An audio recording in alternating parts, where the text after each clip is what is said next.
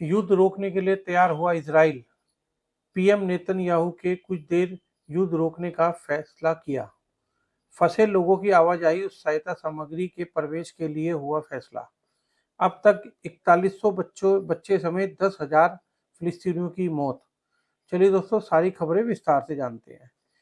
Israel Hamas युद्ध को आज 1 महीना पूरा हो चुका है, जिस दौरान इजरायली सेना के जवाबी हमले से हमास को तहस नहस कर दिया। इस बीच इजराइल प्रधानमंत्री बेंजामिन नेतन्याहू ने कहा है कि इजराइल गाजा पट्टी के से सहायता सामग्री के प्रवेश या फंसे लोगों को बाहर निकालने की सुविधा के लिए लड़ाई में कुछ समय का विराम पर विचार करेगा। हालांकि इसके साथ ही अंतर्राष्ट्रीय दबाव के बावजूद युद्ध विराम के आह्वान को फिर से खारिज कर दिया।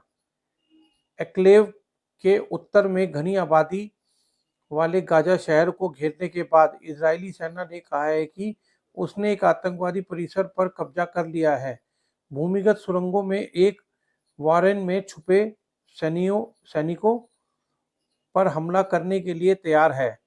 दरअसल 1 महीने पहले दक्षिण इजराइल पर हमास के हमले के बाद इजराइल में हमले पर बमबारी की है। इस दौरान हमास के लड़ाकों ने 1400 लोगों को मार डाला था। 240 युद्धबंदी बनाकर ले गए थे।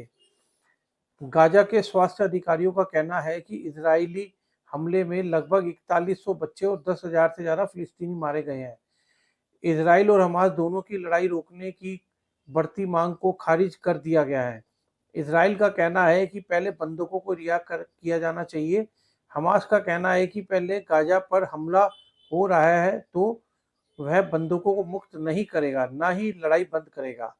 पीएम नेतन्याहू ने कहा है कि थोड़े थोड़े समय के लिए हमने पहले भी हमले पर विराम लगाया है। मेरा मानना है कि हम परिस्थितियों की जांच करेंगे और मानवीय सहायता हमारे बंधकों के लिए आवागमन की सुविधा करेंगे, लेकिन मुझे नहीं लगता कि कोई सामान्य युद्ध विराम होने जा रहा है।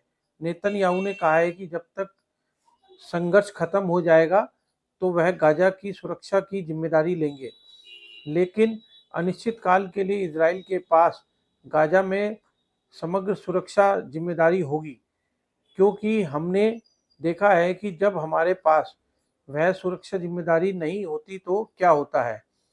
व्हाइट हाउस ने कहा है कि अमेरिकी राष्ट्रपति जो बाइडेन ने सोमवार को नेतन्याहू के साथ एक फोन कॉल पर बात करी और इस तरह के ठहराव और संभावित बंधक रिहाई पर चर्चा की। इजराइल के लिए अपना समर्थन दोहराया और इस बात पर जोर दिया कि नागरिकों की रक्षा करनी चाहिए। इजराइल की तरह अमेरिका को भी डर है कि हमास पूर्ण युद्ध विराम के जरिए फिर से संगठित होने की कोशिश करेगा।